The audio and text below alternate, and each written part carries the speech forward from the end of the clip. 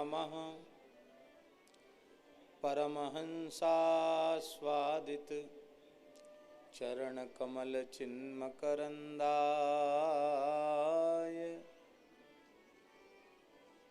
भक्तजनमानस निवासाय श्रीरामचन्द्राय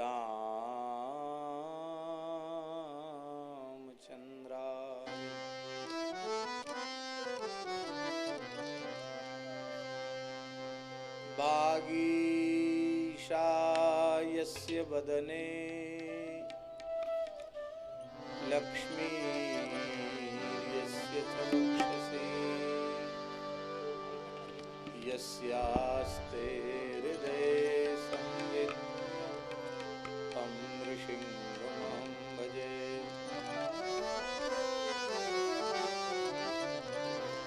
विश्वसर्गविसर्गादि नवलक्षणलक्षितं श्रीकृष्णाख्यं परं धाम जगद्धाम नमामि तत्। प्रह्लाद नारद पराशर पुंडरीका व्यासाम्बरीश शुक शौनक भीष्मदान्या रुक्मांगदार्जुन वसिष्ठ विभीषणादि पुण्यानिमान् परम भागवतान् नमामि।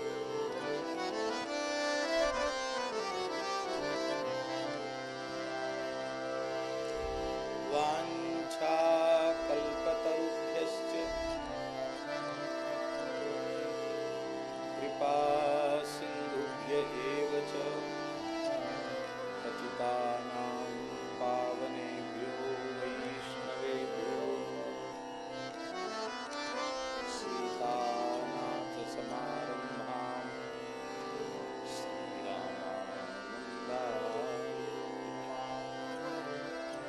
अस्मदाचार्यपर्यन्तां वन्दे गुरुपरम्पराम्।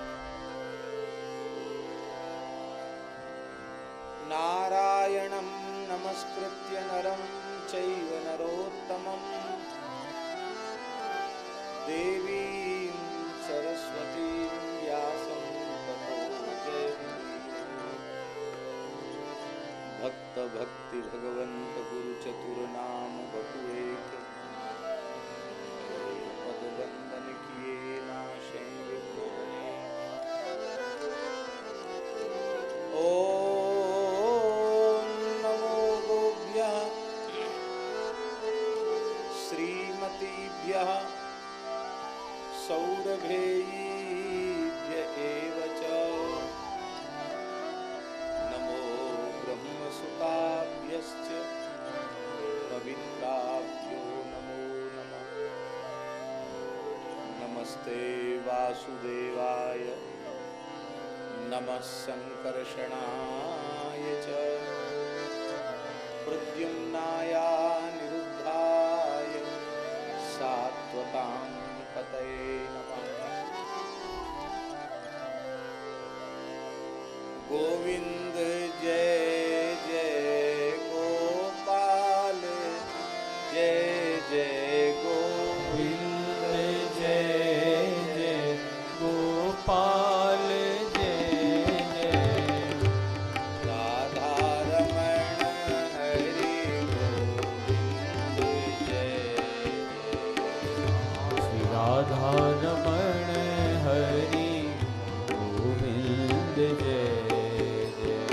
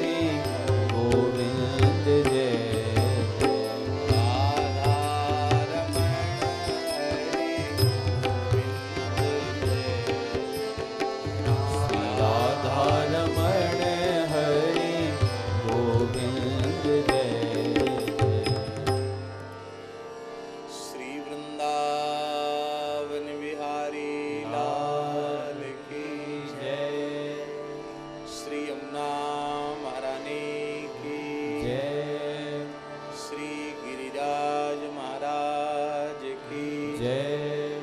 श्री गोवर्धन नाथ की जय।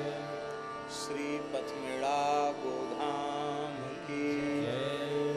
श्री जड़पुर गोधाम की श्री द्वारिकाधीश की श्री बालकृष्ण लाल की यज्ञेश्वरी जगज्जननी गौ माता की जय।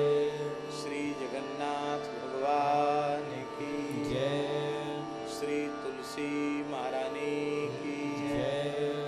पुराण सम्राट श्रीमद् भागवत महापुराण की जय। श्री वेदव्यास भगवान की जय। श्री शुकदेव भगवान की जय। श्री परीक्षित जी महाराज की जय। श्री सूत सौनकादि ऋषि की जय। श्री सद्गुरुदेव भगवान की जय। सब संतन की जय। सब भक्तन की जय। सब विप्रन की जय। जय जय श्री राधे जय जय श्री सीताराम हर हर महादेव।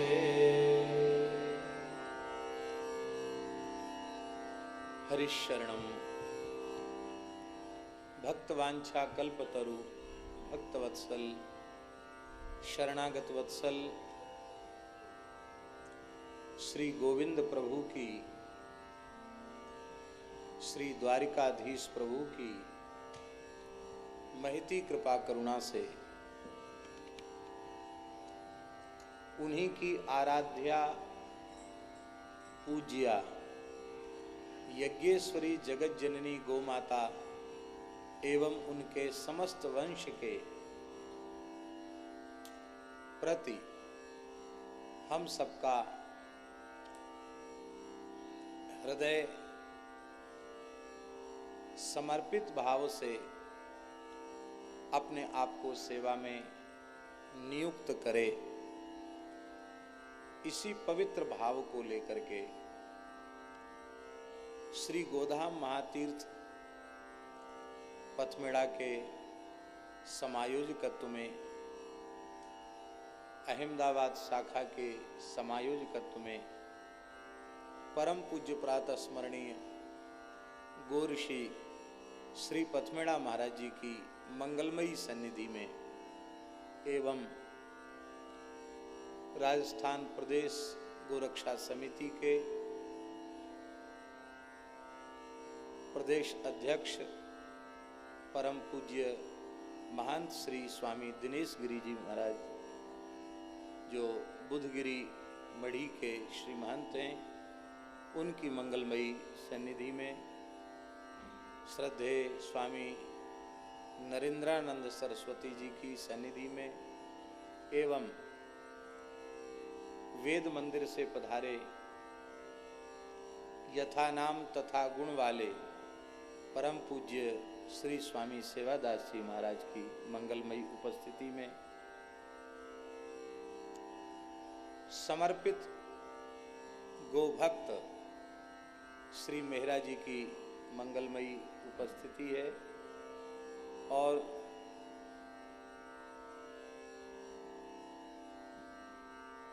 यथार्थ में जो अपने तन मन धन तीनों से समर्पित होकर के पूरा समय देकर जो गो सेवा में लगे हुए हैं, ऐसे राष्ट्रीय कार्यकारी अध्यक्ष श्री R.K. अग्रवाल जी, हम तो इनको पहचान ही नहीं पाए। हमने कहा कि ये कौन महानुभाव आ गए, क्योंकि मध्याह्न तक आपकी वेशभूषा कुछ दूसरी थी, जिस वेशभूषा में हमने पहले कई बार आपको देखा। लेकिन हम यही समझ रहे थे कि पथमेड़ा के आसपास से ही कोई महानुभाव आए हैं, लेकिन जब मुखद छवि की ओर देखा तब पहचान आई। ठीक भी है, अब तो आप इस पूरे प्रकल्प के अध्यक्ष हैं, तो पथमेड़ा के ही हैं। तो हृदय में गाय के प्रति आपके वेदना है। पूज्य पथमेड़ा महाराज जी ने कहा कि हमने इनको गाय की लिए, गाय की रक्षा और सेवा के भाव को लेकर इनको रोते हुए देखा। महाराज जी रत्नग्राही हैं। उन्होंने पूरे देश में जो गो ज्योति को लेकर के पूरे देश की यात्रा करते हुए गो सेवा की अलख जगाई है। उस अलख जगाने में एक बड़ा कार्य यह भी हुआ कि जो जो रत्न थे उनको उन्होंने चुना और एक माला तैयार की। निश्चित ही हम सब बड़े भाग्यशाली हैं। जैसे हमारे पूज्य महंत जी महाराज ने कहा, इस घोर कलिकाल में हमें कल्याण के वास्तविक पथ का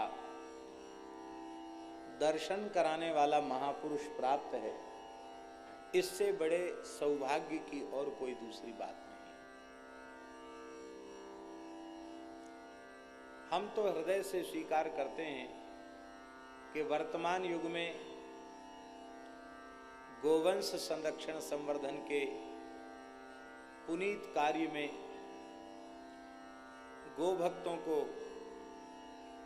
पथ प्रदर्शक के रूप में, दिशा निर्देशक के रूप में, मार्गदर्शक के रूप में गोलोक बिहारी श्री कृष्ण ने, गो माता ने अपने नित्य गोलोक से कोई अभिन्न सखा ही धरती पर भेजा है, पूज्य पथमेड़ा महाराज जी के रूप में।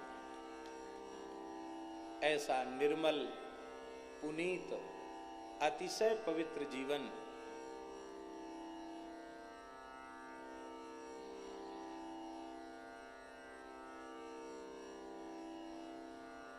दूर दूर तक दृष्टि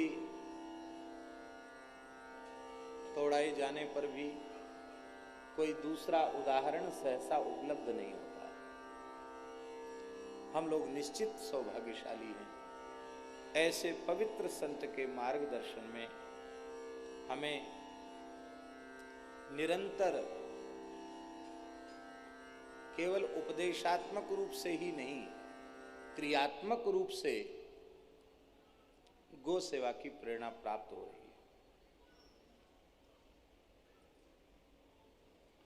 पथमेड़ा गोधाम सेवा का वह उत्तम प्रकल्प है, गो सेवा की प्रेरणा प्राप्त कराने वाली वह पवित्र भूमि है, जहां से देश में सैकड़ों हजारों लोगों ने गो सेवा की प्रेरणा प्राप्त की है और अपनी सामर्थ्य के अनुसार पूरे देश में गौशालाएं स्थापित हुई।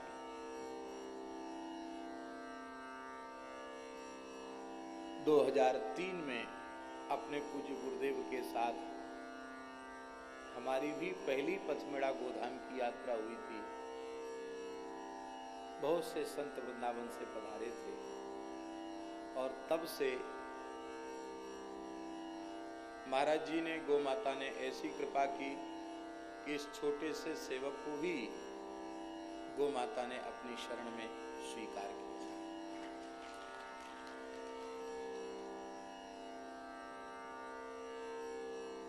ब्रज में इस समय जो कृष्ण बलराम की नित्य गोचारण स्थली में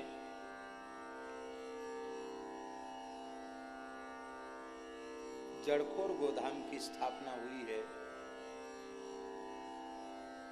वह भी पूज्य पथमेड़ा महाराज जी का ही शुभ संकल्प है। भूमि का चयन और गौशाला की स्थापना महाराज जी के ही कर कमल से।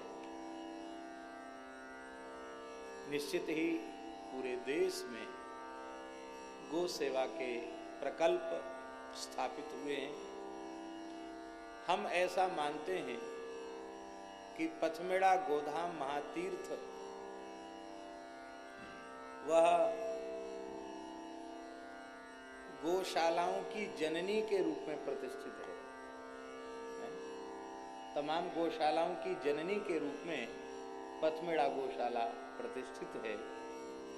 निश्चित ही गौ सेवा तो अनादिकाल से हो रही है।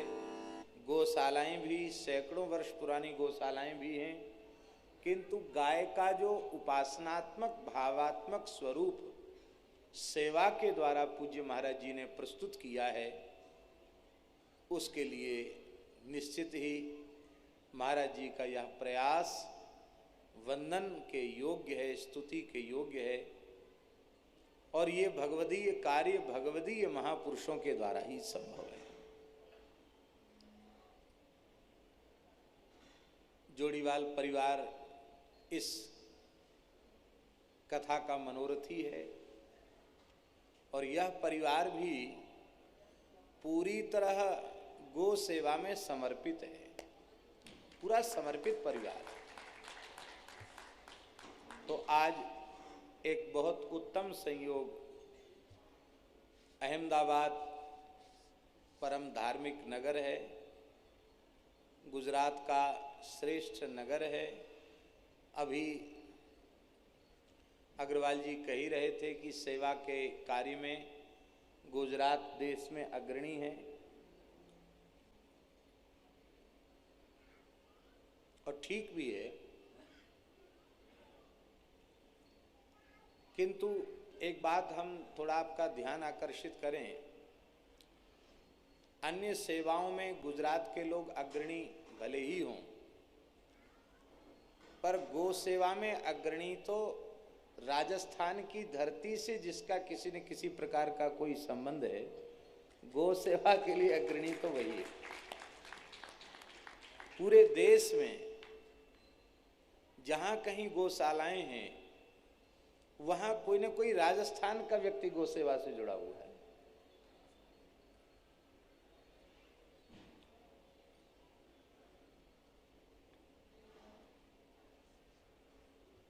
राजस्थानियों से कोई विशेष दक्षिणा लेकर हम नहीं बोल रहे हैं, लेकिन एक बात हृदय की कह रहे हैं, वो भूमि बहुत पवित्र भूमि है, अतिशय पवित्र भूमि है। हमारे पूर्वाचार्य भी अधिक संख्या में राजस्थान की धरती में ही प्रकट हुए। सभी संप्रदायों के सिद्ध पुरुष,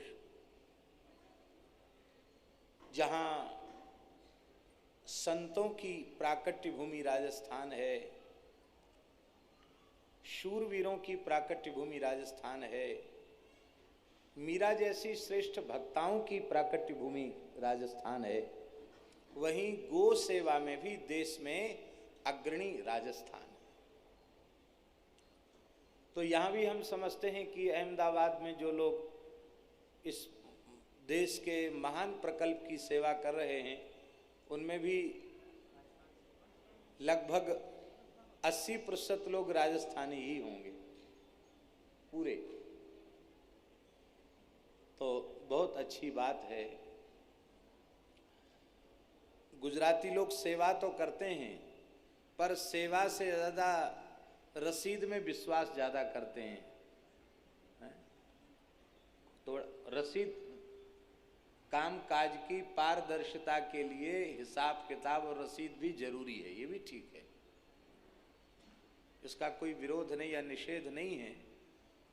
जो रजिस्टर्ड संस्थाएं हैं, उनमें वस्तुतः कुछ भी दान आप दें तो वहाँ एक व्यवहार की पारदर्शिता बनी रहे, इसके लिए रसीद देना, रसीद लेना, रसीद मांगना, ये अच्छी बात है, खराब नहीं है, ठीक है। पर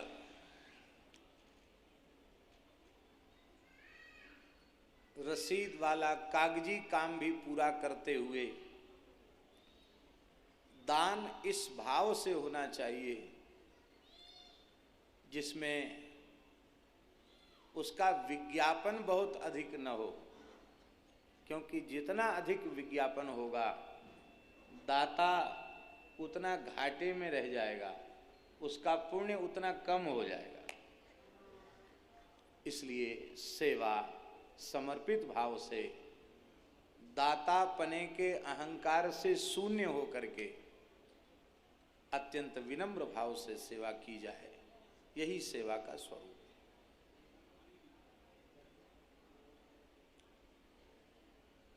आज आवश्यकता है हमारे मन में गाय बसे, हमारे हृदय में गाय बस जाए, ये पहली आवश्यकता है। हमारे अंतःकरण में, हमारे विचारों में, हमारी बुद्धि में, हमारे मन में गाय जब प्रतिष्ठित हो जाएगी तो अपने आप उस दिशा में हम ऐसे पूज्य पथमेड़ा महाराज की कोटि के पूज्य संतों की पवित्र सन्निधि में गो महिमा परक अनुष्ठान सत्संग समायोजित हों और अधिक से अधिक लोग उसमें सहभागी हों। क्योंकि जाने बिनु न होए प्रतीति, अब बिनु प्रतीति होए नहीं प्रीति। जब तक हम गाय के बारे में कुछ सुनेंगे नहीं, समझेंगे नहीं, जानेंगे नहीं, तब तक हमारी उस ओर रुचि कहाँ जागृत होगी? नहीं जागृत होगी रुचि।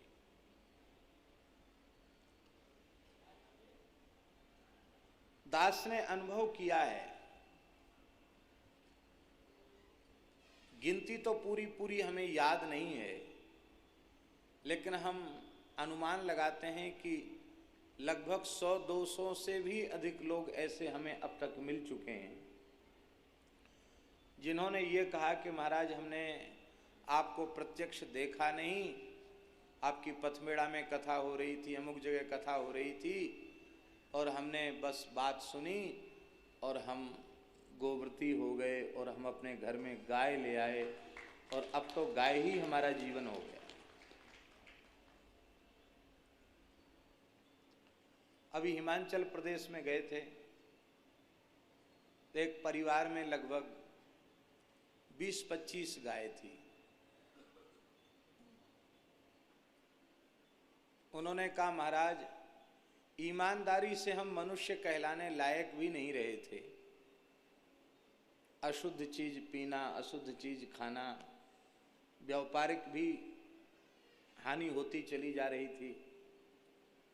आपका एक प्रवचन सुना और उस प्रवचन से प्रेरित होकर होटल चल नहीं रहा था, होटल वाली ही जगह में देसी गाय रखकर सेवा आरंभ की। आज हमारे घरों में प्याज लहसुन भी नहीं आता है, हम सब पूर्ण गोव्रती हो गए और हम सोचते थे कि कभी हमारे भी दिन सुधरेंगे क्या। जब से अपने हाथ से गो सेवा आरंभ की है तब से हम निरंतर प्रगति की ओर आगे बढ़ रहे हैं।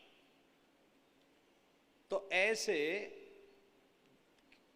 देश के किसी कोने में जाएं, कोई न कोई ऐसा प्रेमी मिल जाता है जो कहता कि हम प्रेरित होकर के लगे हैं।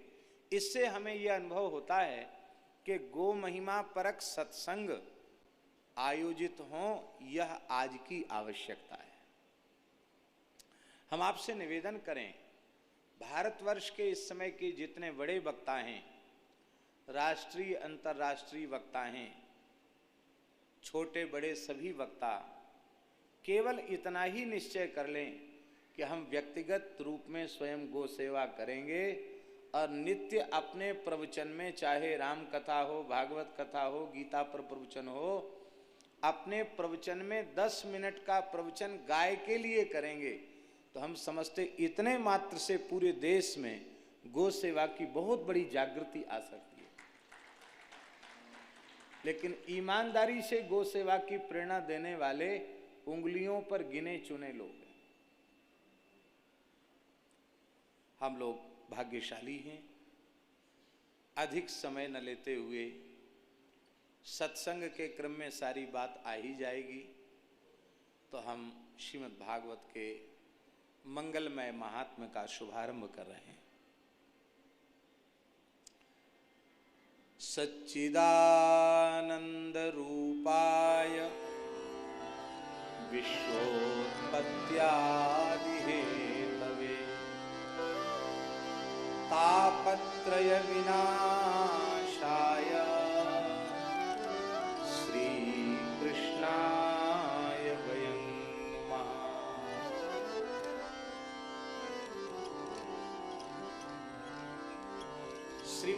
भागवत का महात्म्य दो पुराणों में विशेष रूप में वर्णित है। एक स्कंद पुराण में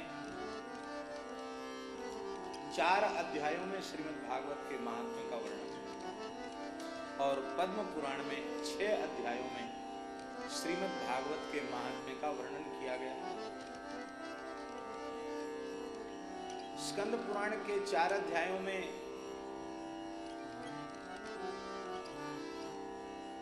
भगवान श्री कृष्ण के लीला संवरण के पश्चात ब्रजमंडल में ब्रजराज पद पर वज्रनाभ जी अभिषिक्त किए गए और संबंध में चाचा लगने वाले राजर्षि परीक्षित के द्वारा वज्रनाभ जी को प्रतिष्ठित किया गया ब्रज में। किंतु ब्रज में ब्रजवासी नहीं थे, ब्रज की प्रजा नहीं थी, क्योंकि भगवान श्री कृष्ण के लीला संवरण का समाचार श्रवण करते ही समस्त ब्रजवासी देह त्याग करके भगवान की लीला में प्रविष्ट हो चुके थे। ब्रज निर्जन था। उस समय महर्षि शांडिल्य के चरणों में प्रणाम करके पूछा है, महाराज ब्रजवासी कहाँ गए, आप कृपा करके बताएं। महर्षि शांडिल्य ने कहा कि आप लोग सबसे पहले ब्रज के स्वरूप को समझिए। ब्रज कोई प्राकृत भूखंड का नाम नहीं है। साक्षात परब्रह्म परमात्मा ही ब्रज रूप में प्रकट है। ब्रजनम व्याप्तिरित्युक्त्वा व्यापनात् ब्रज उच्यते। ब्रजनम एव व्याप्ति। ब्रजन शब्द का अर्थ है व्याप्ति, और जो व्यापक है वह ब्रह्म है, और जो ब्रह्म है वही ब्रज है।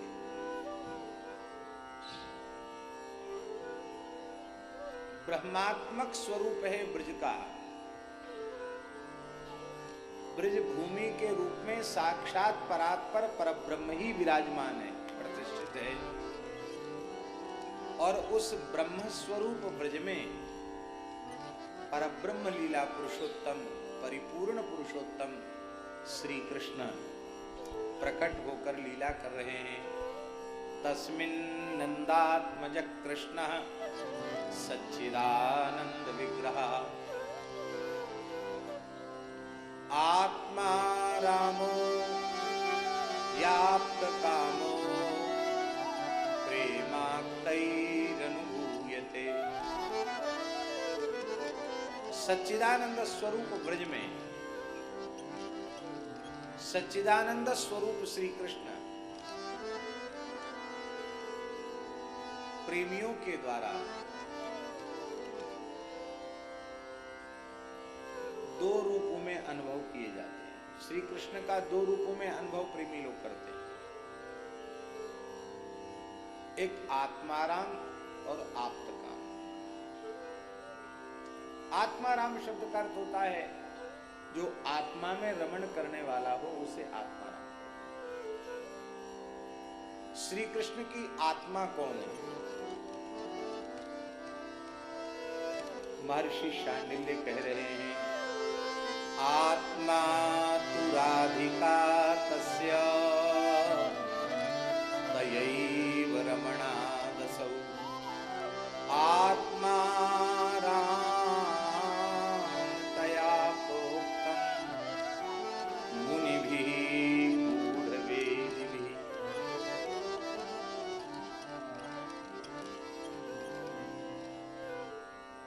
श्री कृष्ण की आत्मा राधा रानी है, और उन राधा रानी के सहित श्री कृष्ण निरंतर लीला विलास करते हैं, इसलिए श्री कृष्ण आत्मा राम। माने श्री राधा रमण लाल को ही आत्मा राम कहते हैं। और श्री कृष्ण आप्त काम क्यों है?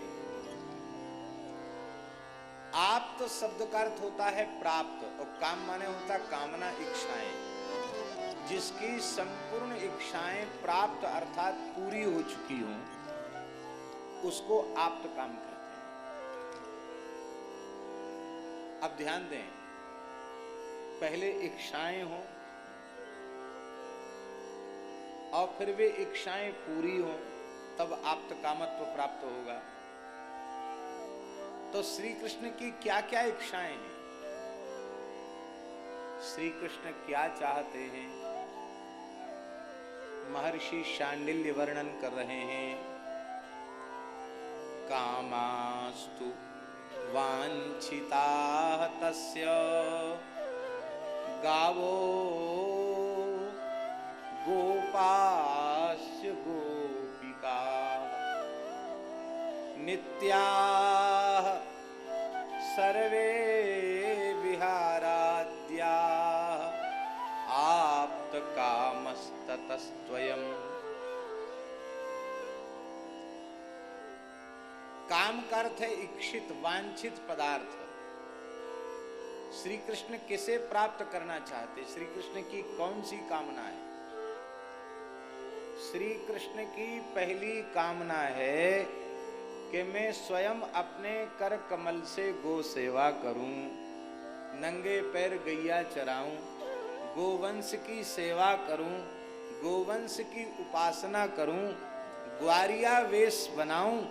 ये श्री कृष्ण की पहली इच्छा है और ये इच्छा वैकुंठ में पूरी नहीं हो सकती।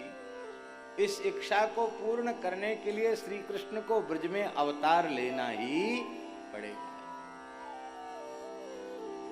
श्री कृष्ण की गो सेवा की इच्छा है। संपूर्ण श्री कृष्ण लीला उसका मूल केंद्र बिंदु है गो उपासना।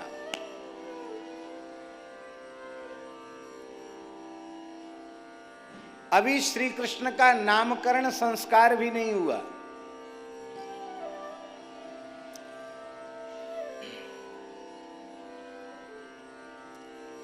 और इसी बीच में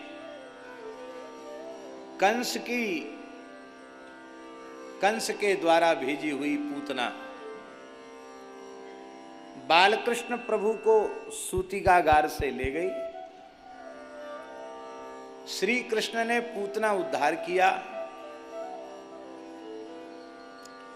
इसके बाद गोपियां श्री कृष्ण को कहां लाईं? बोली, गौशाला में ले आईं। अभी ठाकुर जी का नाम तक नहीं रखा गया, इतने छोटे हैं, 10-12 दिन के ही हैं। और गोपियां उनको गौशाला में ले आईं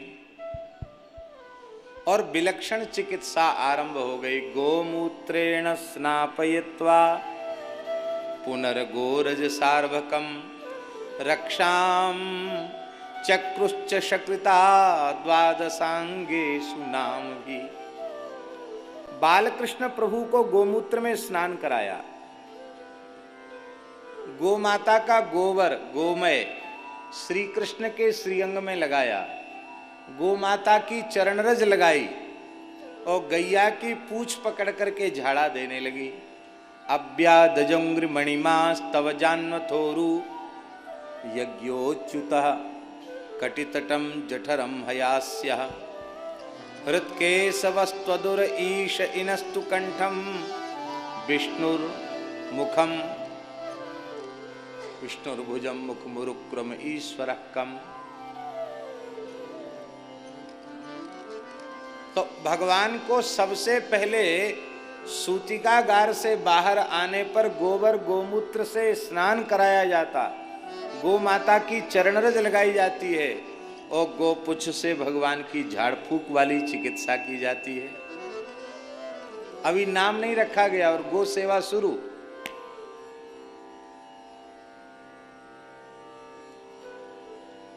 और इतना ही नहीं,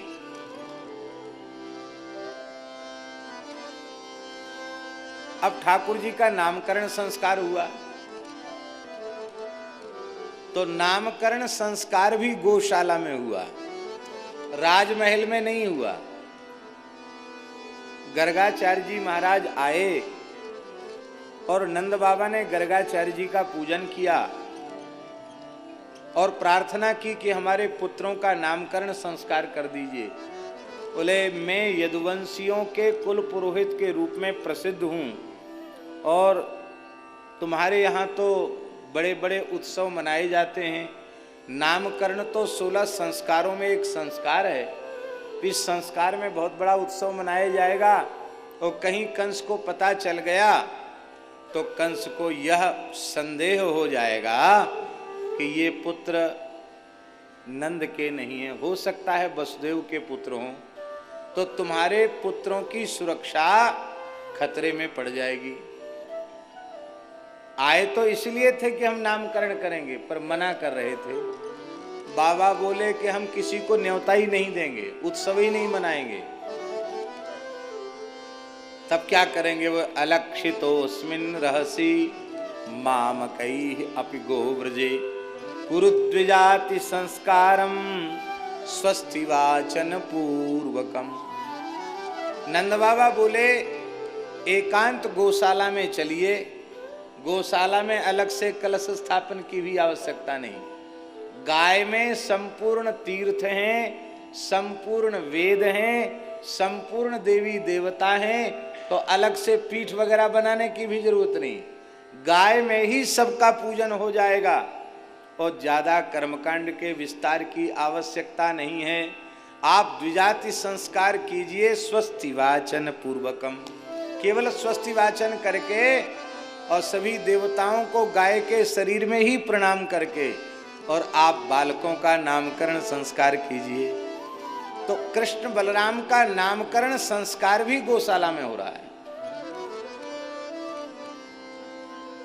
और ठाकुर जी थोड़े से और बड़े हुए, घुटुरवन चलते चलते कभी कभी खड़े होकर भी 2-4 कदम चलते हैं, फिर गिर जाते हैं। तो जैसे ही बालकृष्ण प्रभु नंद बाबा की देहली पार करने में समर्थ हो गए, तो श्री कृष्ण देहली पार करके कहां पहुंचे? नंद महल में पद्मा प्रजाति की गायों का गोष्ठ था। महल के भीतर भी एक गौशाला थी। ये पद्मा प्रजाति की गाय थी। पुराणों में वर्णन है पद्मा का।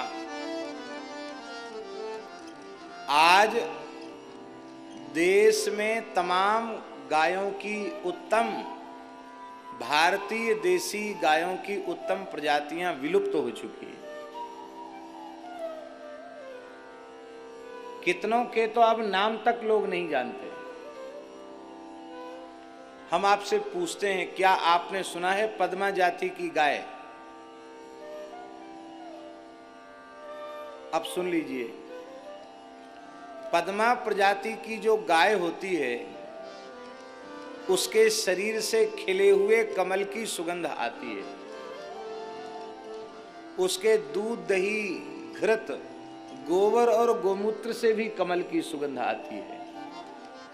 उस कमला गाय के दूध, दही, घृत, गोमय, गोमूत्र को ग्रहण करने वाला व्यक्ति, उसके कभी बाल नहीं पकते हैं, उसके शरीर पर कभी झुर्री नहीं पड़ती है, उसके शरीर में कभी बुढ़ापा नहीं आता। सैकड़ों वर्षों तक युवा रहकर वो जीवित रह सकता है। उसके दांत नहीं गिरते हैं। उसके शरीर से भी खिले हुए कमल की सुगंध आने लग जाती है। हमारे ब्रज में कहावत है स्वामी जी कि यशोदा जी ने 85 वर्ष की आयु में श्री कृष्ण को प्राप्त किया। आप लोग सब पढ़े लिखे लोग बैठे हो, ये क्या अनुभव सिद्ध है? 85 वर्ष की आयु में कोई माता बालक को जन्म देगी? और कोई बालक बहुत दुर्बल और बड़ा कमजोर बीमार होता है तो लोग कहते हैं अरे बुढ़ापे की संतान है। क्या कहते हैं उसके लिए? हमारे ठाकुर जी को देखो, बुढ़ापे की संतान कितने चकाचक हैं।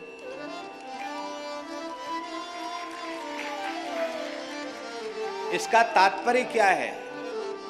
इसका तात्पर्य ये है कि नंद बाबा यशोदा जी पद्मा गाय के दूध, दही, घृत का सेवन करने वाले हैं।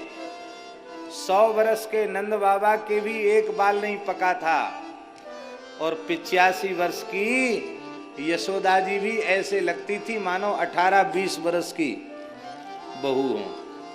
इतना दिव्य स्वरूप था। हम अपने मन से नहीं बोल रहे हैं, भागवत जी में यशोदा जी को कहीं भी वृद्ध नहीं कहा गया। ये है गो दुग्ध के, पद्मा जाति के गाय के दुग्ध के सेवन की महिमा।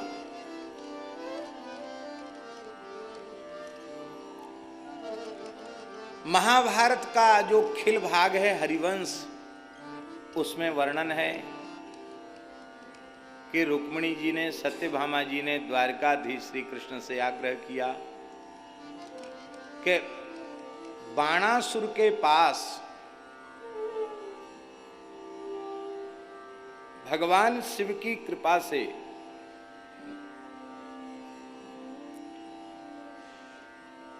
ऐसी गाय हैं 100 गाय,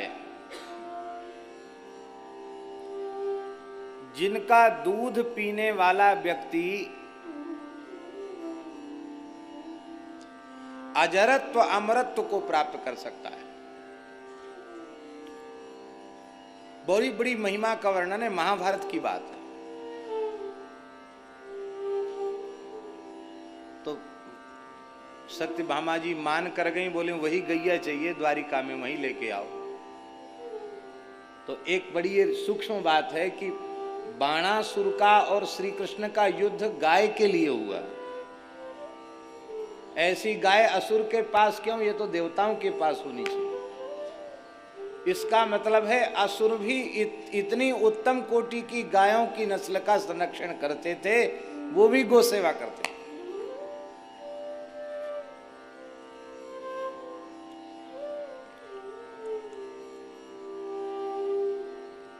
एक लाख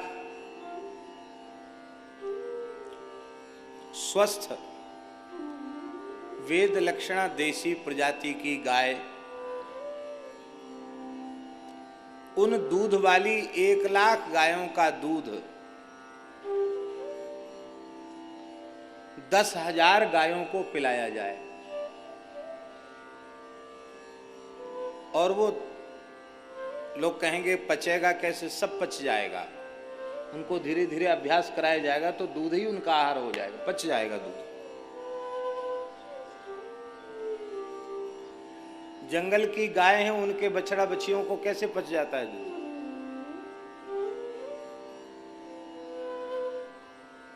अब यहाँ दूध उनको कम पीने देते हैं, चारा भूसा ज्यादा खिलाते हैं, और कभी ज्यादा दूध पेट में चला जाता है तो फिर उनको पचता नहीं है। लेकिन बछड़ा बछिया को गाय का दूध नहीं पचेगा तो पचेगा किसको भाई? तो उन 1 लाख गायों का दूध उत्तम प्रकार की अच्छी नस्ल की 10,000 बछड़ियां छांटी जाएं, उन 1 लाख में से, उन 1 लाख में से 10,000 का चयन किया जाए उत्तम से उत्तम नस्ल की, और उनको उन 1 लाख का दूध पिलाया जाए। और फिर वे जब गर्भिणी होंगी, गाय बनेगी, तो उन 10,000 के जो बछड़ा बछिया हों,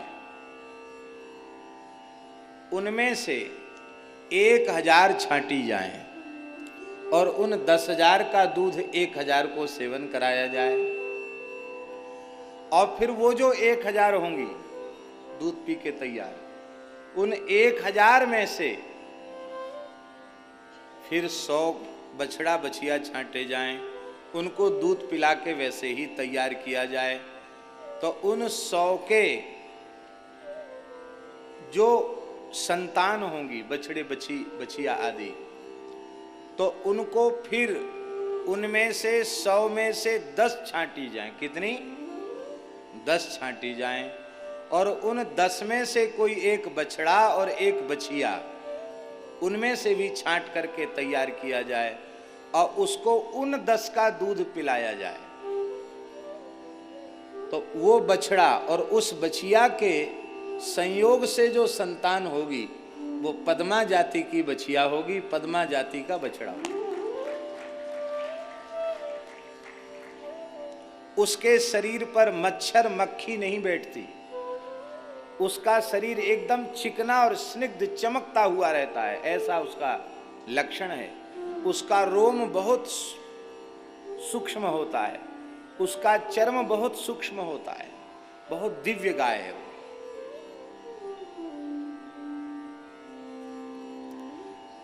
ऐसे पद्मा प्रजाति तैयार होती है। ऐसी पद्मा प्रजाति की द्वारिकाधीश की जय। ऐसी पद्मा प्रजाति की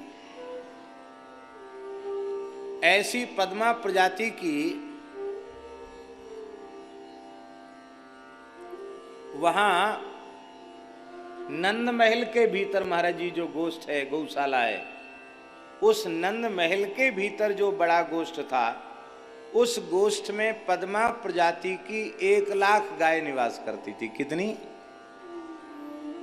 बाकी गैया तो अलग अलग गौशालाओं में थी, 1,00,000 गायों की गौशाला तो महल के भीतर थी।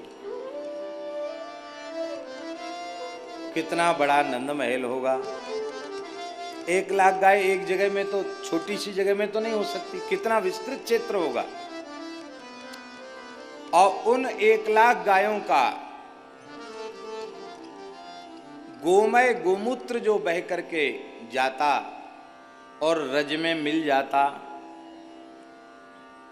तो उसके गोबर गोमूत्र से भी कमल की सुगंध आती। वो जो ब्रजरज मिश्रित गोमय गोमूत्र है, उसी को श्री सुखदेव जी महाराज ने ब्रज करदम कहा है। ब्रज करदमेशु, वैसे किसी नाली का कीचड़ नहीं जिसमें ठाकुर जी लौटते हैं। ये गौशाला से गाय के गोबर गोमूत्र से मिश्रित जो पदार्थ जाकर गाय के गोबर गोमूत्र से मिश्रित ब्रजरज में मिल जाता है, उसको कहते हैं ब्रज करदम। ब्रज माने गोष्ठ का, करदम कीचड़। उस कीचड़ में बाल कृष्ण प्रभु बलराम जी के सहित उस कीच में जाकर बैठ जाते हैं और बालकृष्ण प्रभु भर भर के वो गीला गीला कीच दाऊ जी के ऊपर डालते हैं और दाऊ जी उसको उठा करके ठाकुर जी के ऊपर डालते हैं। मैया देखती कृष्ण बलराम कहाँ गए, देखती यहां नहीं है तो आवाज लगाती है और बाहर जाकर देखती है ये तो कीच में सने हुए हैं।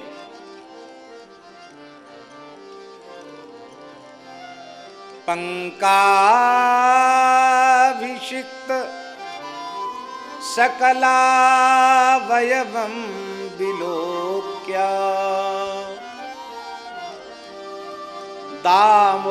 दामोदरं बदति कोपवसाद्य सोदा त्वं सूकरोसि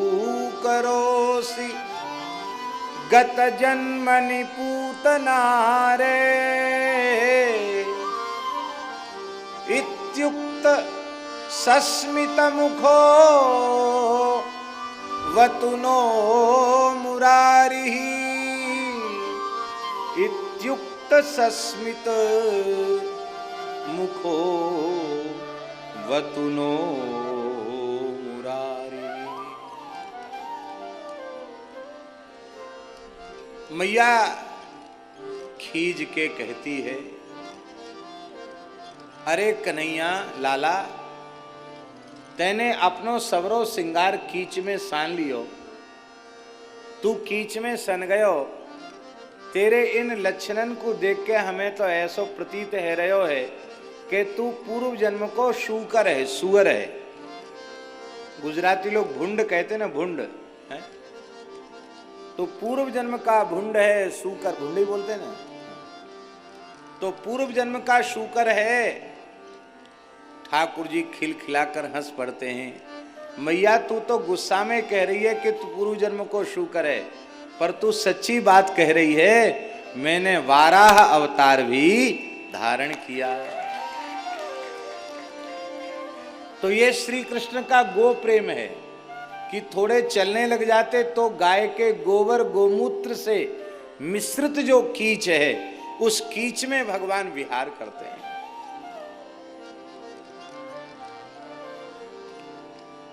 अब ठाकुर जी और बड़े हो गए तो चलकर सीधे नंद महल के भीतर स्थित जो गौशाला है उसमें चले जाते हैं। बछड़ा पी रहा है दूध, एक हाथ से बछड़े को अलग करके स्वयं मुंह लगाकर दूध पीने लग जाते हैं। और श्री कृष्ण को देखकर गाय अपने बछड़े को भूल जाती है। जैसे बछड़ा पीता है तो गाय पिन्हा जाती है और बछड़े के पृष्ठभाग में जीभ से चाटती है। ऐसी ठाकुर जी दूध पीने लग जाते हैं, गोवत्स बनकर दूध पीते हैं और गैया जीभ से चाटने लग जाती है। पर वो पद्मा प्रजाति की गाय इतनी कोमलता से चाटती है कि कोमल श्री कृष्ण के श्रीअंग में कहीं पीड़ा न पहुंच जाए। कभी किसी बछड़े की पूंछ पकड़ लेते हैं और बछड़ा बिदक करके बिचक करके भागने लग जाता है।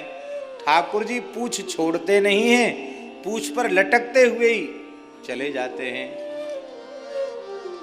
महात्मा कहते भैया परब्रह्म का इतना सस्ता स्वरूप और कहीं नहीं मिलेगा। परब्रह्म गाय के बछड़े की पूंछ पर लटक रहा है। ये श्री कृष्ण का गोवत्स प्रेम। और अभी ठाकुर जी ज्यादा नहीं 3 वर्ष के पूरे हुए, 4थी वर्ष में प्रवेश किया है कि ठाकुर जी ने माखन चोरी लीला आरंभ की है। यह है ठाकुर जी का गव्य प्रेम। और 4थे वर्ष की आयु में ही श्री ठाकुर जी ने बछड़े चराना आरंभ किया है। 5 वर्ष की आयु में तो ब्रह्मा जी को मोहित किया है। और 6 वर्ष की आयु में ठाकुर जी ग्वारिया गोपाल बन गए हैं। कार्तिक शुक्ल अष्टमी गोपाष्टमी को गो पूजन करके ठाकुर जी ने गोचारण आरंभ किया है। जितने असुरों को मारा है वो सब गो विरोधी थे, गो रक्षा के लिए ही उन असुरों का संहार किया है। और इंद्र के मान का मर्दन करके गोवर्धन पर्वत उठाया है। गोवर्धन पर्वत उठाने के मूल में भी गो रक्षा ही मुख्य प्रयोजन है। 84 कोस ब्रज के गोवंश को बचाने के लिए ही भगवान ने गोवर्धन पर्वत धारण किया है। इसलिए छीत स्वामी जी ने कहा गायन के हेत, गायन के हेत गिरि कर ले उठावे, आगे गाय पाछे गाय, इत गाय उत गाय। गायन में गोविंद को बसी बोई भावे, गायन में गोविंद को बसी बोई भावे। आगे गाय पाछे गाय, इत गाय उत गाय। गोविंद को गायन में बसी बोई भावे। गायन के संग धावे, गायन में सचु पावे। गायन के तू गिरि कर ले उठावे, आगे गाय पाछे गाय, इत गाय उत गाय। भगवान की गाय के प्रति बहुत बड़ी प्रीति है, बहुत भारी निष्ठा गाय के प्रति भगवान की है।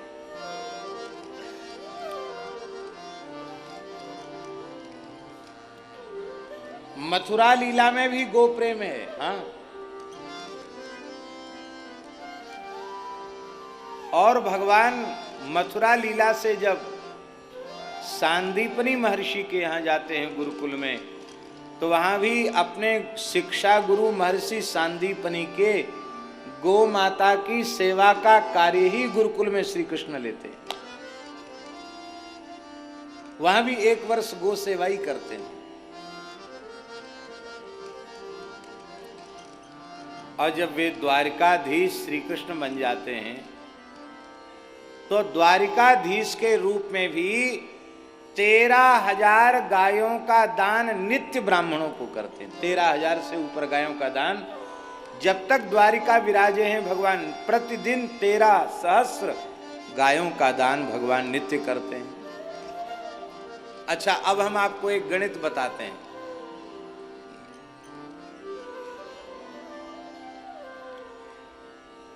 वेद के अनुसार, शास्त्र के अनुसार, जिस व्यक्ति के पास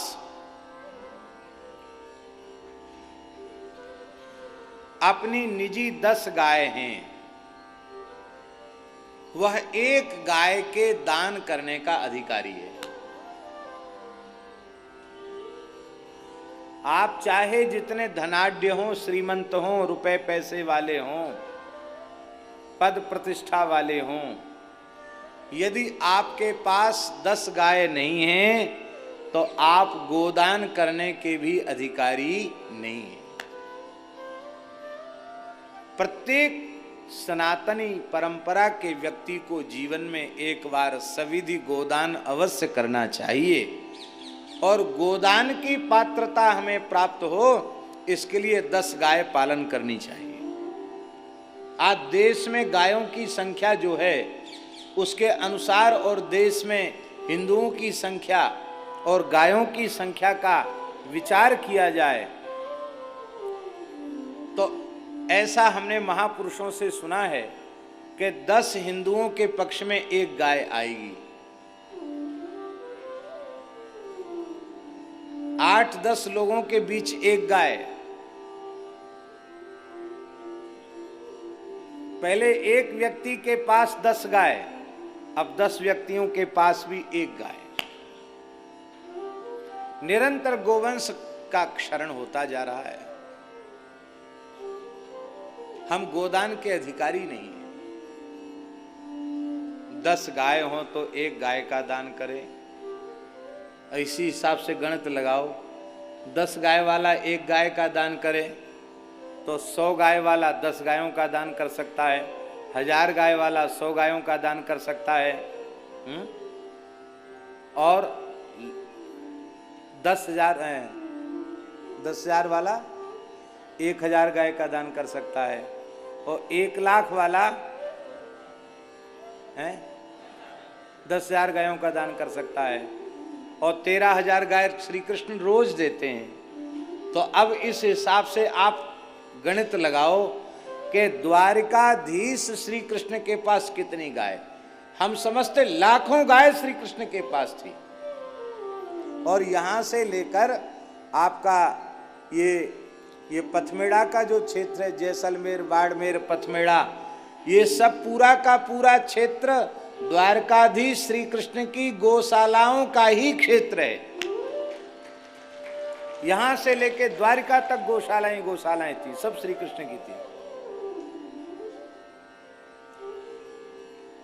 तो श्री कृष्ण की पहली इच्छा है मैं गो सेवा करूं, गो पालन करूं, और ये इच्छा ठाकुर जी की ब्रज में आकर ही पूरी होगी। गोविंद नाम यहीं पड़ेगा, ग्वारिया गोपाल यहीं बनेंगे। तो कामास्तु वांछिता तस्य गावो गोपाश्च गोपिका। गोपाश्च, दूसरी श्री कृष्ण की इच्छा है कि हमें गो सेवक मिलें, हम गोभक्तों के बीच में रहें। गोप, गाह पातीति गोपा, जो गायों का पालन पोषण करें, रक्षण करें, उनको गोप कहते हैं। हम सब भगवान की प्राप्ति चाहते हैं, पर भगवान गाय की प्राप्ति चाहते हैं, भगवान गोपालकों की प्राप्ति का चाहते हैं, भगवान गोपियों की प्राप्ति चाहते हैं। इससे सिद्ध होता है यदि हम गोप बन जाएं, यदि हम गोपी बन जाएं, यदि हम गो उपासक, गो सेवक बन जाएं, तो इसमें संदेह नहीं है कि हमें भगवान को प्राप्त करने का साधन नहीं करना पड़ेगा, भगवान स्वयं ही चलकर हमारे पास आ जाएंगे।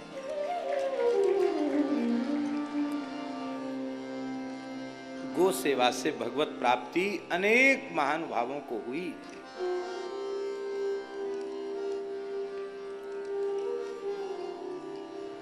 नित्याः सर्वे विहाराद्या आप्तकामस्ततस्त्वयम्। भगवान की सभी लीलाएं नित्य हैं, इसलिए भगवान आप्तकाम हैं।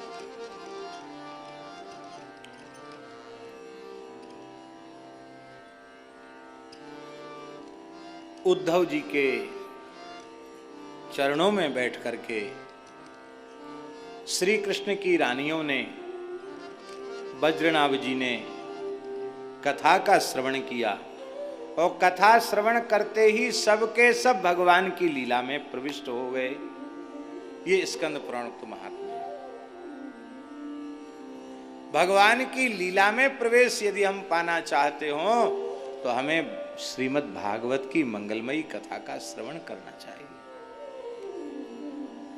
और पद्म पुराणोक्त महात्म्य में सच्चिदानंद स्वरूप विश्व की उत्पत्ति पालन संहार के मूल कारण त्रिविध ताप को विनाश करने वाले श्री कृष्ण को प्रणाम पूर्वक शुकदेव जी को प्रणाम किया गया और महात्म्य का आरंभ करते हुए कहा, नैमिषे सूतमासीन मभिवाद्य महामतिम कथामृतरसास्वाद कुशला शौनको ब्रवीत। नैमिषारण्य में सुंदर सुभद्र वेदी पर महामती सूत जी विराजमान हैं और सौनकादि 88,000 ऋषियों में प्रधान जो सौनक महर्षि हैं, जो कथामृत रस के आस्वादन में अत्यंत कुशल हैं, ऐसे सौनक जी महाराज ने सूत जी को वंदन पूर्वक पूछा, हे भगवान, अज्ञान के अंधकार को दूर करने में आप सूर्य के समान हैं। आप कृपा करके ऐसी मंगलमयी कथा कहें जो हमारे कान का रसायन बन करके और हमें परम आह्लाद प्रदान करे। हे भगवान, आप कृपा कीजिए, भक्ति ज्ञान और वैराग्य से युक्त विवेक कैसे प्राप्त हो, उसकी वृद्धि कैसे हो, माया मोह की निवृत्ति कलिकाल में वैष्णव कैसे करें, क्योंकि यह कलयुग है। इस कलयुग में प्रायः जीव असुर भाव को प्राप्त हो गए। ये असुर भावापन्न मनुष्य, इनकी शुद्धि कैसे हो। कोई जमाना ऐसा था स्वामी जी कि असुरों की आकृति मनुष्यों से अलग हुआ करती थी। पुराणों में वर्णन है, इतने योजन लंबे थे, ऐसे थे, ऐसी दाढ़ें थी, इतने सिर थे, इतने हाथ थे, माने कुछ अलग से कुछ ऐसा विचित्र उनका आकार प्रकार हुआ करता था, जिससे स्पष्ट होता था कि ये राक्षस हैं, ये दैत्य हैं, ये असुर हैं। लेकिन अब ऐसा नहीं है। अब कोई सींग वाला और बड़े बड़ी दाढ़ वाला दिखता है? नहीं दिखता। असुर जैसे लोग नहीं दिखाई पड़ते। पर अब तो मनुष्य ही असुर हो गया है। मनुष्य असुर भाव को प्राप्त हो गया। असुर कहते किसको हैं? असुर किसको कहते हैं?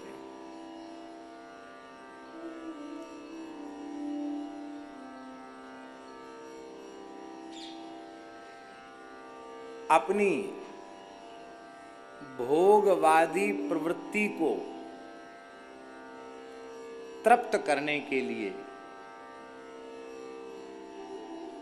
जो किसी भी प्राणी के अहित का, किसी भी प्राणी के कष्ट का, किसी भी प्राणी की पीड़ा का विचार नहीं करता, अपनी भोगवादी प्रवृत्ति को पूर्ण करने के लिए, ऐसे ही व्यक्ति को असुर कहते हैं। और ईमानदारी से विचार करो तो हर आदमी ऐसा ही हो गया। अपनी वासना की पूर्ति के लिए, अपनी इच्छाओं की पूर्ति के लिए, अपने स्वार्थ की पूर्ति के लिए उसे दूसरे प्राणियों की पीड़ा का विचार ही नहीं है, उनके कष्ट का विचार नहीं है। इसी का नाम है असुर भाव।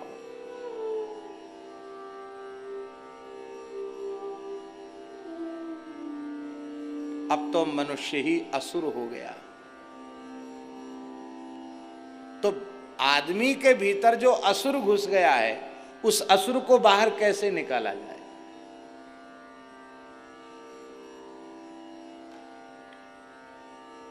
आज के जो असुर हैं ना, उनसे पूर्व काल के असुर बहुत अच्छे थे।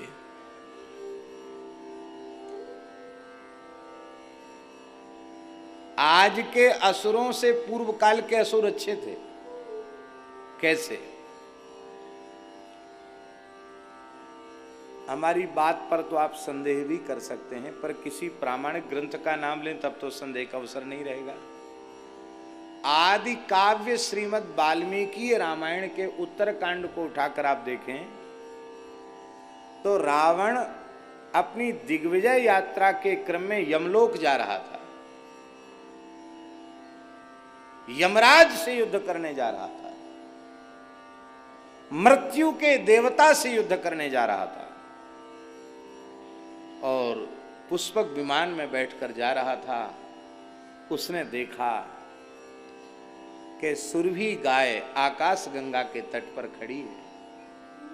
महाराज जी लिखा है, आप वाल्मीकि उठा के देखिए, रावण उतरा है रथ से, विमान से, और उसने साष्टांग प्रणाम किया है, गाय को परिक्रमा की है, प्रणाम किया है, उसकी चरणरज सिर पर धारण करके तब यमलोक गया। और इतना भयंकर युद्ध हुआ कि उस युद्ध में यमराज की पराजय हो गई। ये गाय के आशीर्वाद की महिमा।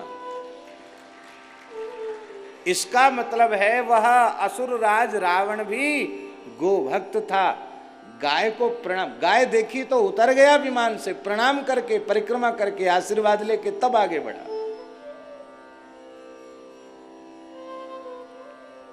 आज के ये शासन और समाज में बैठे हुए लोग केवल और केवल लोभवश गोवध जैसा भयंकर पाप कर रहे हैं। एक पढ़े लिखे व्यक्ति ने आकर हमसे कहा, वृंदावन की बात है, उसने आकर कहा, महाराज जी आप लोग प्रयास तो कर रहे हैं, अच्छा है, करना ही चाहिए, पर आप हमारे अपराध को क्षमा करना और बुरा मानना नहीं। क्यों भाई, क्या कहना चाहते हैं आप? बोले हम ये कहना चाहते हैं कि आप लोगों का प्रयास कितना सफल होगा हम नहीं कह सकते, हमें तो विश्वास नहीं। ऐसी बात क्यों कहते भाई, निराशा वाली बात क्यों करते हो? उसने कहा, महाराज जी बिना दूध की गाय, उसकी अधिक से अधिक कीमत आप लोगों की दृष्टि में 2-3 हजार रुपए, 2-3 हजार रुपयों में गाय मिल जाती है, जिनको हमारे ब्रज में ठल गाय कहते हैं, अनाश्रित गोवंश ठल गाय, वो 2-3 हजार रुपए में मिल जाती है हाट में। बोले जो दूध आदि के लिए सर्वथा अनुपयोगी गाय है, जिसकी कीमत बाजार में केवल 2,5-3 हजार रुपए है, वो इन बधिकों के पास पहुंचकर 30-35 हजार की हो जाती है। वही गाय वो कसाई लोग 2,5-3 हजार में ले जाते हैं, और गोपालक दूध देना बंद किया तो उसको जाके हाट में बेच आए, 2,5-3 हजार में बेचते हैं। और वो जो 2,5-3 हजार की गाय है, वही इन मांस के व्यापारियों के बीच में पहुंच करके 2,5-3 हजार वाली गाय 30-35 हजार की हो जाती है। कैसे आप बंद करोगे? इसलिए गव्य पदार्थों की कीमत बढ़ाइए और गाय का मूल्य बढ़ाइए। इतना मूल्य आप बढ़ा नहीं पाएंगे, कैसे गोरक्षा होगी? एक आयकर विभाग की एक बहुत उच्च कोटि की महिला अधिकारी ने, जो श्रद्धेय स्वामी श्री राम सुखदास जी महाराज के सत्संग से जुड़ी हुई महिला, उन्होंने आकर के कहा कि महाराज जी मैंने तो ये बधशालाएं जिनकी चलती हैं उनके भी ऊपर छापा रेट पड़ती ना, जिसको बताया वो किया है, बोले महाराज इन लोगों के पास इतना धन है, हम कह नहीं सकते, बहुत धन है इनके पास। और उस धन से केवल अधिकारियों के लिए नहीं, वे शासन में सर्वोच्च पद पर बैठे हुए लोगों को उसी धन से खरीद लेते हैं।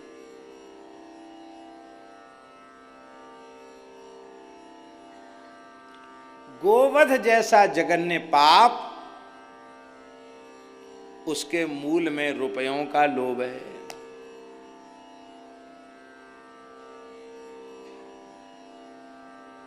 गोवध करके लोग रुपया तो कमा रहे हैं,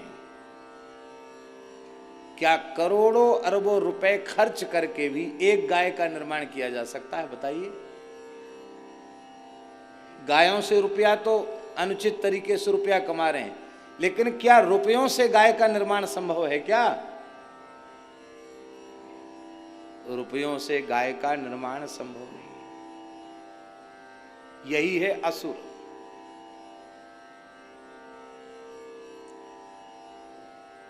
पूरी पीठाधीश्वर जगत गुरु शंकराचार्य स्वामी श्री निश्चलानंद सरस्वती जी महाराज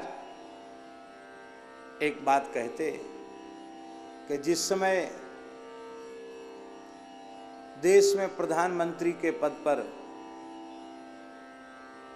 श्री मुरारी देसाई जी थे, तो एक प्रतिनिधि मंडल उनसे मिलने गया और कहा कि अब तो इस देश में गोवध बंद होना चाहिए। प्रामाणिक रूप से इस बात को अपने प्रवचन में कहते हैं स्वामी निश्चलानंद जी महाराज। तो उस समय श्री मुरारी देसाई जी ने कहा कि मैं केवल आप लोगों का प्रधानमंत्री नहीं हूं, मैं कसाईयों का भी प्रधानमंत्री हूं। क्या कहा? आप जो गोरक्षा की बात करने वाले, केवल उतने लोगों का ही मैं प्रधानमंत्री नहीं हूं, कसाईयों का भी मैं प्रधानमंत्री हूं। तो स्वामी श्री निश्चलानंद जी कहते हैं कि भी का अर्थ वहां भी नहीं है, भी का अर्थ वहां ही है। मैं कसाईयों का ही प्रधानमंत्री हूं। तो एक इतने अच्छे विचारक ने उस कुर्सी पर पहुंचने के बाद मना कर दिया, और फिर वही दुर्भाग्य का, दुख का समय देश के सामने उपस्थित है। भगवान ने, गौ माता ने बहुत बड़ा बहुमत देकर, प्रचंड बहुमत देकर के वर्तमान सरकार को देश में, प्रदेश में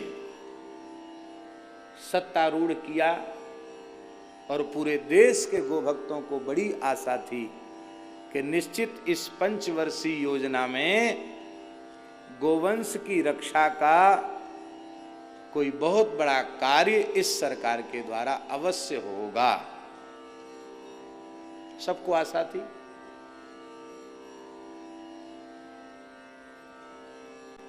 लगभग 4 साल पूरे हो रहे हैं, और 4 साल पूर्ण होने के जश्न को मनाने की, उत्सव को मनाने की बड़ी बड़ी तैयारियां भी हो रही हैं। लेकिन ईमानदारी से पूछो, वर्तमान शासक के द्वारा गोवंश के संरक्षण संवर्धन के लिए कौन सा ठोस कदम उठाया गया, कौन सा बढ़िया कार्य किया गया, कृपया बतावें।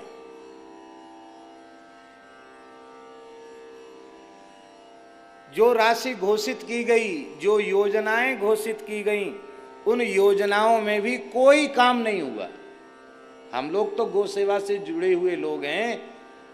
हमारे यहाँ गौशाला का वो जो गोकुल योजना थी, उसमें कुछ भेजा गया था, लेकिन कुछ नहीं। घोषणा हुई, लेकिन व्यावहारिक धरातल पर गोवंश संरक्षण संवर्धन का कोई काम इन 4 वर्षों में नहीं हुआ है।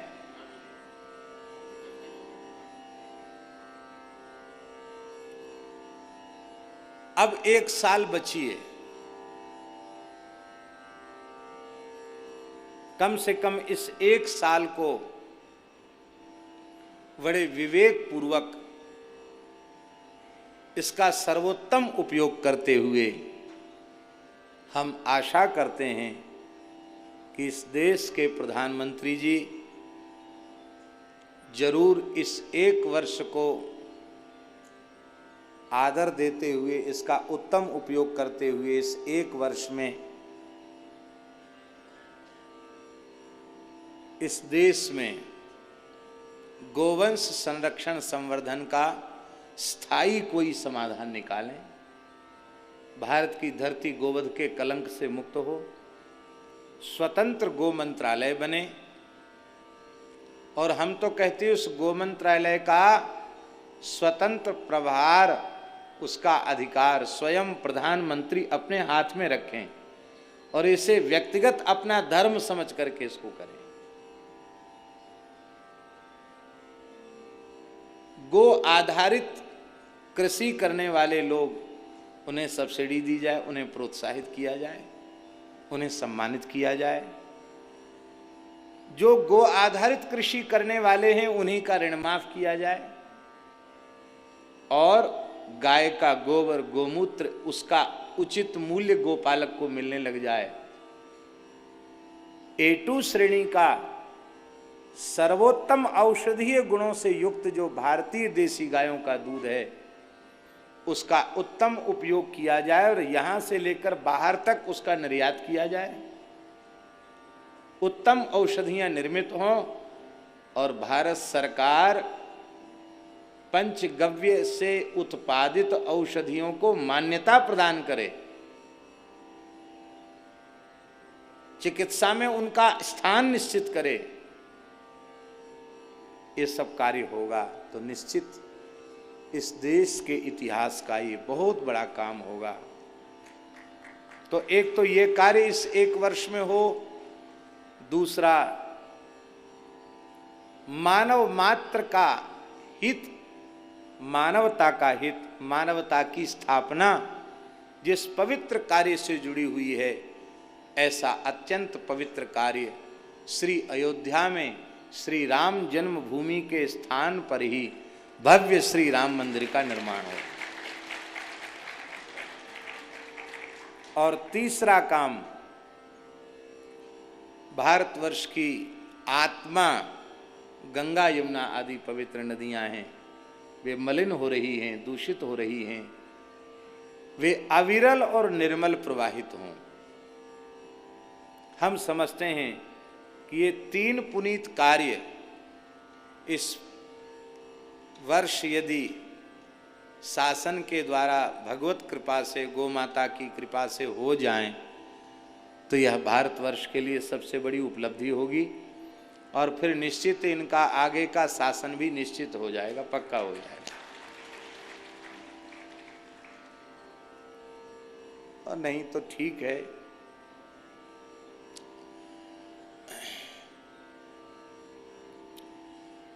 ठठेरा जानते हैं आप लोग? ठठेरा कौन? बर्तनों को ठोक पीट के ठीक करने वाला ठठेरा। तो ठठेरे के घर में जो बिल्ली पली हुई होती है वो कुट पुट से बिल्कुल नहीं घबराती है। क्यों? उसके तो दिन भर ठंड ठंड हो रही है, कुट पुट हो रही है, वो काहे को डरेगी?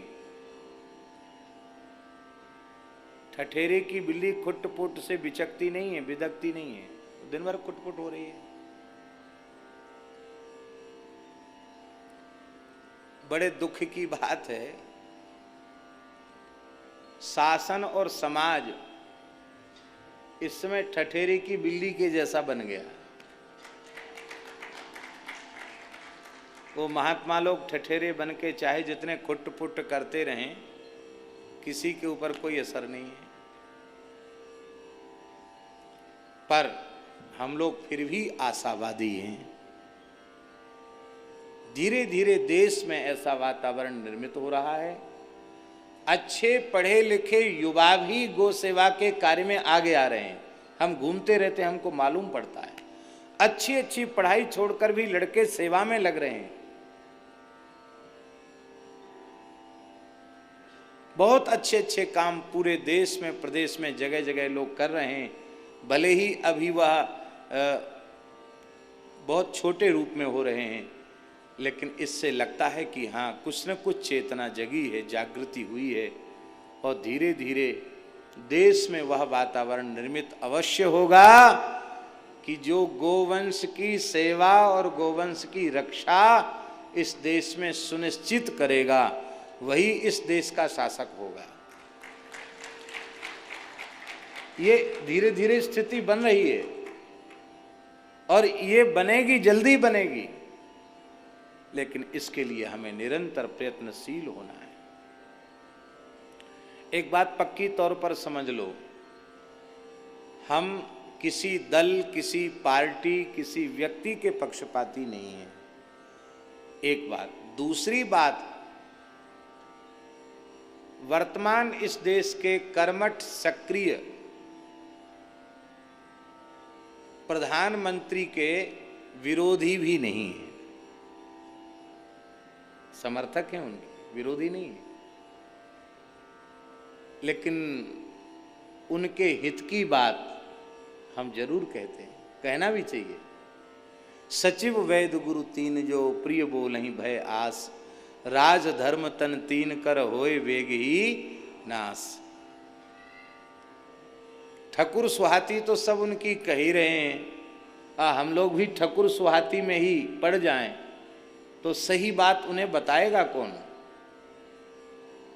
और समय रहते हुए सच्चाई को नहीं जाना, नहीं पहचाना और उसके अनुरूप कार्य नहीं किया गया तो फिर उसका पश्चाताप भी करना पड़ेगा, शासक को भी करना पड़ेगा और समाज को भी करना पड़ेगा। का वर्षा जब कृषि सुखाने, समय चुके पुनि का पछिताने। पानी तो बरसा, पर तब बरसा जब फसल सूख गई। समय चूकने पर फिर लाभ नहीं है, समय रहते हुए काम हो तो ही लाभ है। बोलो भक्तवत्सल भगवान की।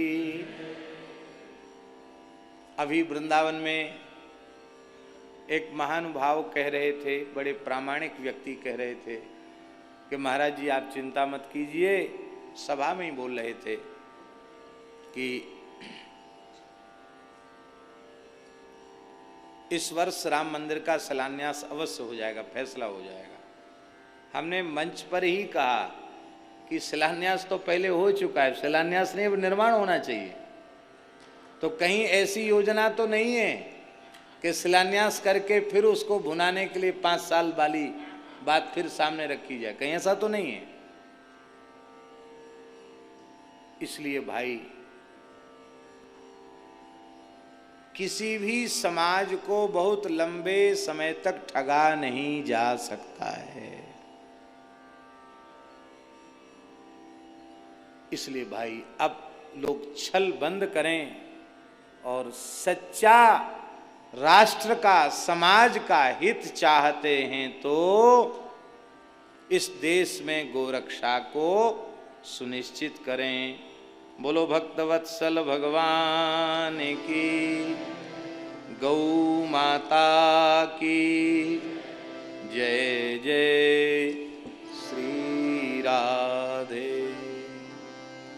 गोविंद जय जय, गोपाल जय जय, गोविंद जय जय, गोपाल जय जय, गोविंद जय जय, गोपाल जय जय, गोविंद जय जय, गोपाल जय जय, राधा रमण हरि गोविंद जय जय, राधा रमण हरि गोविंद जय, गोविंद जय जय, गोपाल जय जय, गोविंद जय जय, गोपाल जय जय,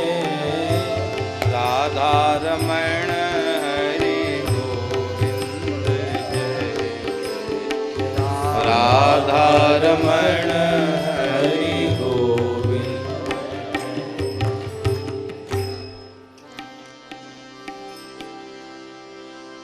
एक बड़ी सुंदर एक कुछ पंक्तियां हैं। हम सब चाहते हैं कि इस देश में राम राज्य आवे, और ये राम राज्य की स्थापना इस देश में कब होगी, इसी भाव को लेकर कुछ पंक्तियां हैं। धिक्कार हमारी स्वतंत्रता, धिक्कार हमारी स्वतंत्रता, धिक्कार बना कैसा विधान, धिक्कार हमारी स्वतंत्रता, धिक्कार बना कैसा विधान, धिक्कार ने देश के नेतागण गो हत्यारे बनते महान, धिक्कार हमारी स्वतंत्रता, धिक्कार बना कैसा विधान, धिक्कार हमारी स्वतंत्रता, धिक्कार बना कैसा विधान, धिक्कार देश के नेतागण गो हत्यारे बनते महान, धिक्कार देश के नेतागण गो हत्यारे बनते महान। है देश हमारा हम स्वतंत्र, फिर भी गोवध का कलंक है। देश हमारा हम स्वतंत्र, फिर भी क्यों गोवध का कलंक, जनतंत्र नहीं यह है फरेब, गो हत्यारे फिरते हैं निशंक, जनतंत्र नहीं यह है फरेब, गो हत्यारे फिरते निशंक, धिक्कार हमारी स्वतंत्रता, धिक्कार बना कैसा विधान, धिक्कार हमारी स्वतंत्रता, धिक्कार बना कैसा विधान।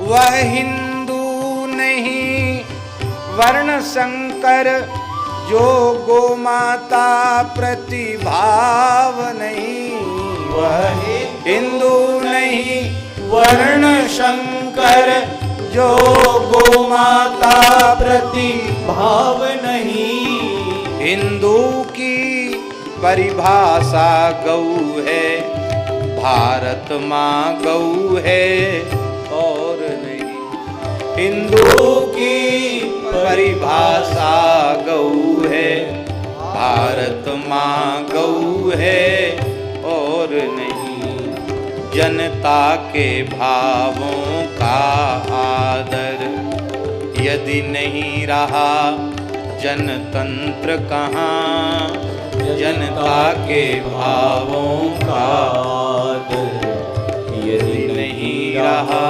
जनतंत्र कहाँ, भारत भर की आराध्या गौ फिर क्यों दुर्गति हो रही, भारत भर की आराध्या गौ फिर क्यों दुर्गति हो रही, ओ भारत सुख संपन्न राष्ट्र, गौ का आदर करना होगा, भारत सुख संपन्न राष्ट्र, गौ का आदर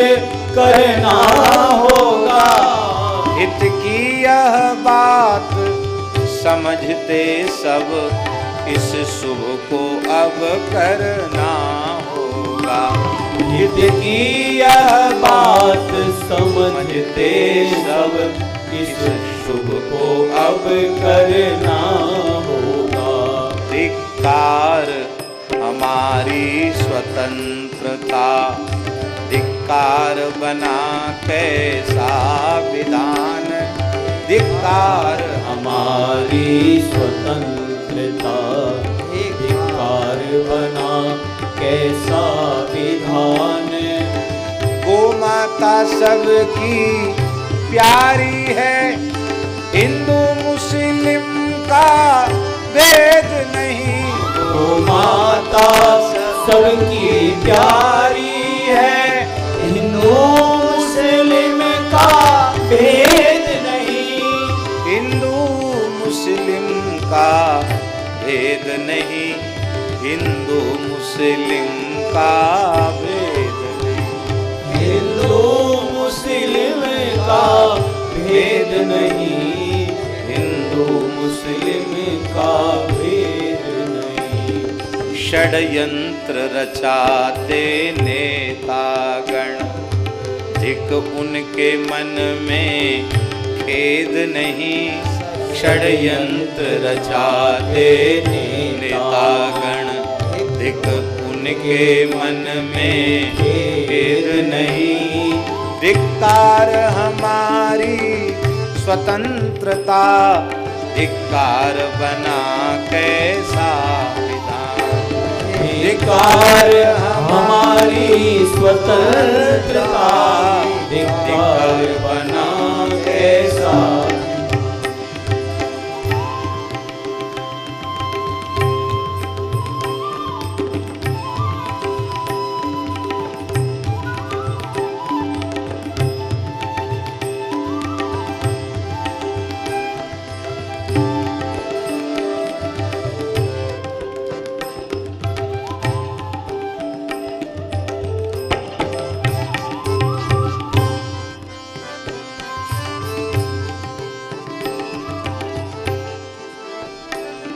यदि राष्ट्रपिता के प्रति आदर, रघुपति राघव गाते सादर। यदि राष्ट्रपिता के प्रति आदर, रघुपति राघव गाते सादर। रघुपति राघव राजा राम, पतित पावन सीताराम। रघुपति राघव राजा राम, पतित पावन सीताराम। रघुपति राघव राजा राम, पतित पावन सीताराम। रघुपति राघव राजा राम, पतित पावन सीताराम। यदि राष्ट्रपिता के प्रति आदर, रघुपति राघव गाते सादर। यदि राष्ट्रपिता के प्रति आदर, रघुपति राघव गाते सादर। तो गो माता प्रति पूज्य भाव, यह राष्ट्र धर्म करना होगा। तो गो माता प्रति पूज्य भाव, यह राष्ट्र धर्म करना होगा। धिक्कार हमारी स्वतंत्रता, धिक्कार बना कैसा विधान। धिक्कार हमारी स्वतंत्रता, धिक्कार बना कैसा विधान। धिक्कार हमारी स्वतंत्रता, धिक्कार बना कैसा विधान। धिक्कार हमारी स्वतंत्रता, धिक्कार बना कैसा विधान। श्री पथमेड़ा महाराज जी का मंगल में आगमन हो रहा है। कैमरा वाले लोग उन पर कैमरा न लगावें। वे मंच पर आ रहे हैं। जय गो माता जय गोपाल, भक्त वत्सल प्रभु दीन दयाल। जय गो माता जय गोपाल, भक्त वत्सल प्रभु दीन दयाल। जय गो माता जय गोपाल, भक्त वत्सल प्रभु दीन दयाल। जय गो माता जय गोपाल, भक्त वत्सल प्रभु दीन दयाल। जय गो माता जय गोपाल, भक्त वत्सल प्रभु दीन दयाल। जय गो माता जय गोपाल, भक्त वत्सल प्रभु दीन दयाल। जय गो माता जय गोपाल, भक्त वत्सल प्रभु दीन दयाल। जय गो माता जय गोपाल, भक्त वत्सल प्रभु दीन दयाल। जय गो माता जय गोपाल, भक्त वत्सल प्रभु दीन। जय गो माता जय गोपाल, भक्त वत्सल प्रभु दीन दयाल।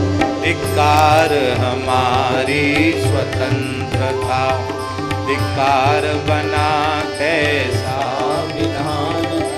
धिक्कार देश के नेतागण, गो हत्यारे बनते महान। धिक्कार हमारी स्वतंत्रता, धिक्कार बना कैसा विधान। धिक्कार हमारी स्वतंत्रता, को हत्यारे बनते महान।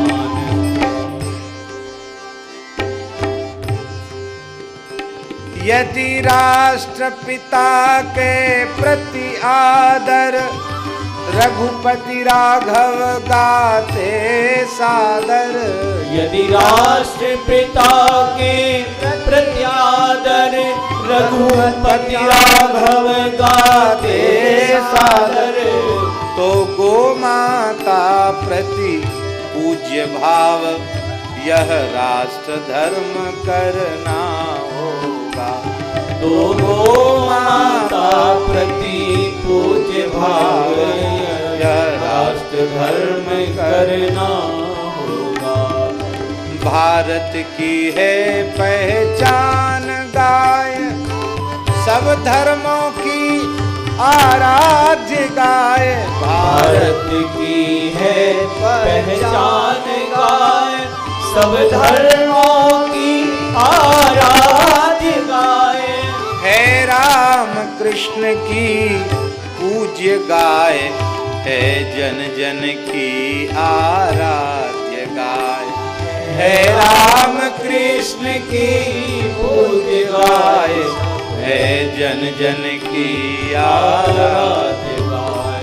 धिक्कार हमारी स्वतंत्रता, धिक्कार बना कैसा विधान। धिक्कार हमारी स्वतंत्रता, धिक्कार बना कैसा विधान। धिक्कार हमारी स्वतंत्रता, धिक्कार बना कैसा विधान। धिक्कार हमारी स्वतंत्रता, धिक्कार बना कैसा।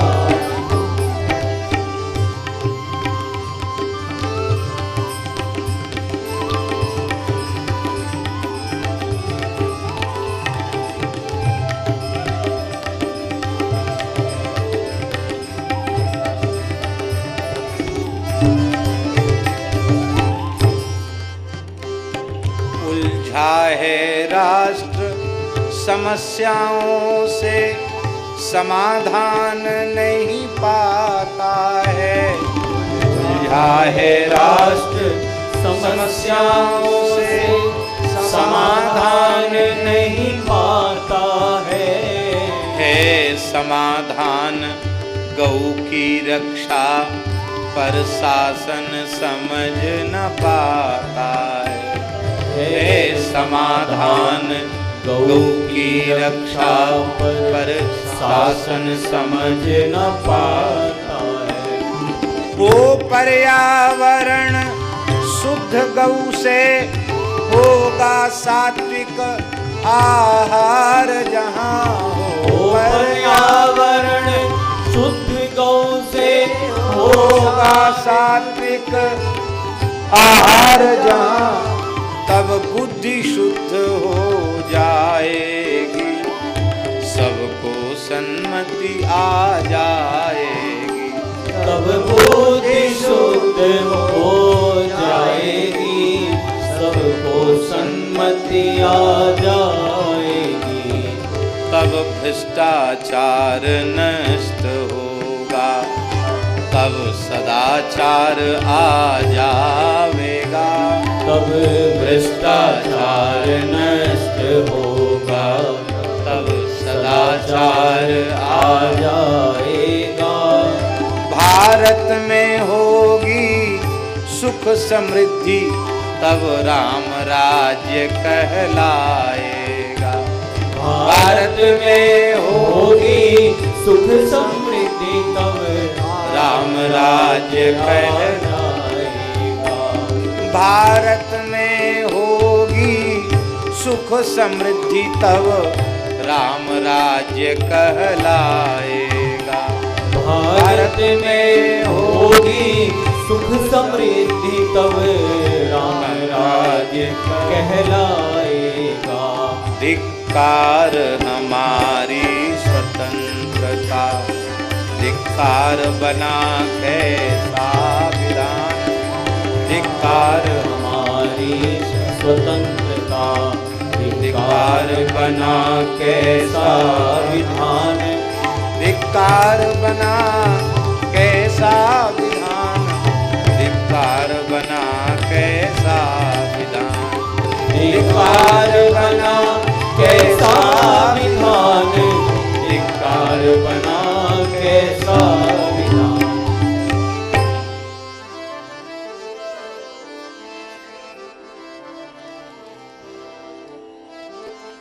इह घोरे कलौ प्रायो जीवश्चासुरतांगतः, क्लेशाक्रान्तस्य तस्यैव शोधने किं परायणम्।